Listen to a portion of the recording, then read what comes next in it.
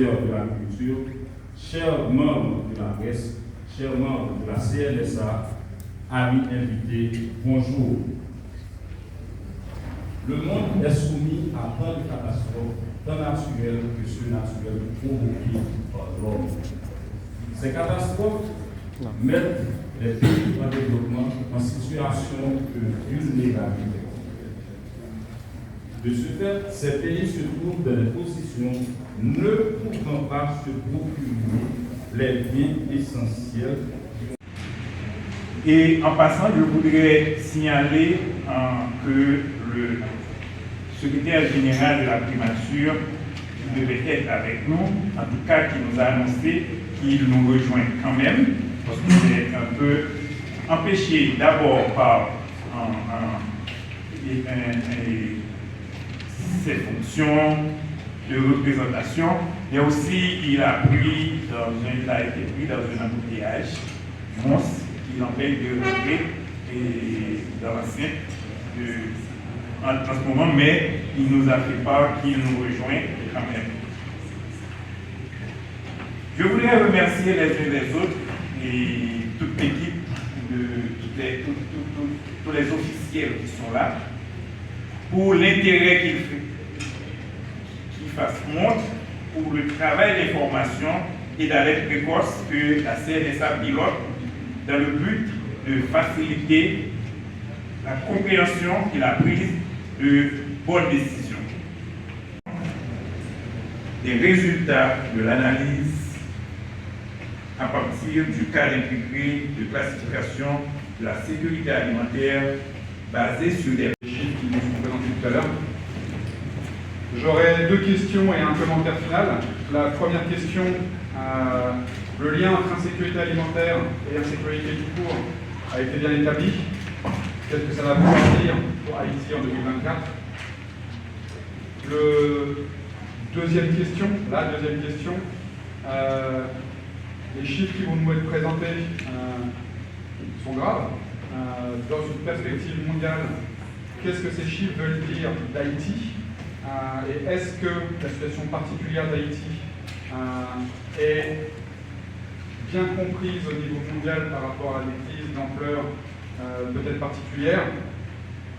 Et enfin, dans tous les cas, et ce sera mon dernier point, il y avait déjà urgence sur les derniers chiffres.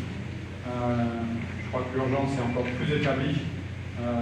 Il y a une nécessité de se mobiliser urgemment et encore davantage tout de suite pour Haïti. Merci à tous et bon travail. Sur la situation d'Haïti, M. Darwin Ouimet. Nous continuons avec le représentant de la FAO, M. Pierre-Gérard Fauti.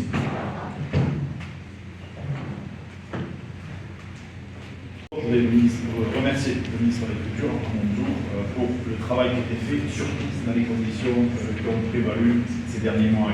Parce que c'est remarquable d'être capable d'arriver aujourd'hui, d'avoir une carte et un travail qui est déjà fait. Le rapport présenté ce matin, qui va être discuté ce matin, démontre que la situation s'aggrave. Elle est non seulement grave, mais en plus elle s'aggrave. Près de la moitié de la population haïtienne est en insécurité alimentaire, c'est clair, dont 2 millions sont en phase 4. C'est grave. Il est urgent de repenser et intensifier la lutte contre l'insécurité alimentaire pour enrayer cette dégradation. C'est le plus haut pourcentage, tout pays confondu, probablement en 2025. Je n'ai pas tous les chiffres là ici au niveau mondial, mais je pense qu'on est passé malheureusement dans un nombre en termes de pourcentage sur une population la plus grande. C'est comparable aux situations qui sont les plus grandes crises mondiales, telles que le Sud-Soudan, ou même des zones qui sont au niveau du Yémen. Donc c'est quelque chose qui est vraiment une préoccupation qui doit être mondiale. Et à servir aujourd'hui et demain. Cette opportunité donc, ou ce risque de refuser d'apporter de la nourriture sur les tables ou des facteurs de production pour les agriculteurs, ce potentiel de transformation et de changement des facteurs d'égalité et d'équité au sein des ménages et des sociétés, voilà, c'est notre mandat et c'est la raison d'être de notre présence ici. sommes impatients d'écouter justement cette perspective sexo-spécifique.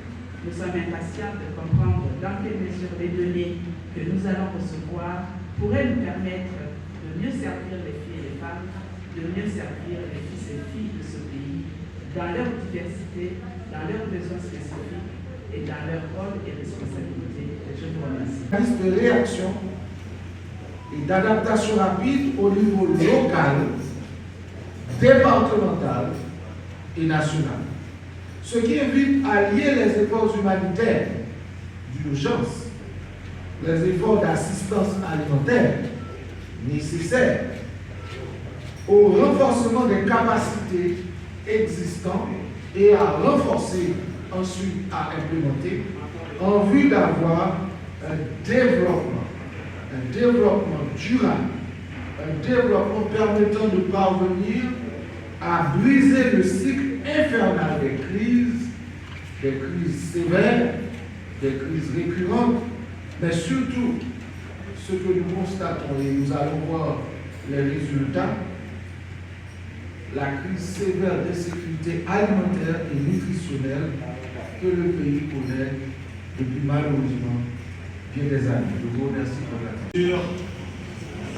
Avec beaucoup d'enthousiasme et de détermination. Tous ceux, toutes celles qui ont fait de cet événement, cet atelier une réussite, je leur présente toutes mes félicitations. Je crois que nécessaire de vous dire que cette lutte dans laquelle nous nous sommes engagés ne peut pas être individuelle. Elle interpelle la participation véritable de tout un chacun. Il faut que, bien sûr, ce soit ensemble.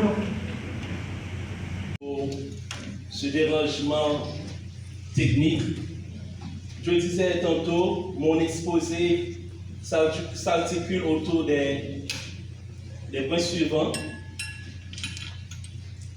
Dans mon exposé, on va avoir, deux parties.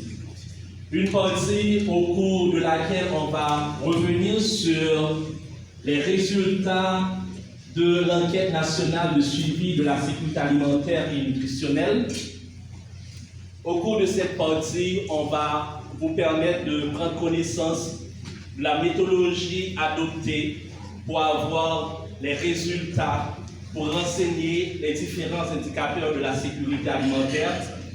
Et dans un deuxième temps, on va vous permettre d'avoir un aperçu des résultats clés de l'ensemble.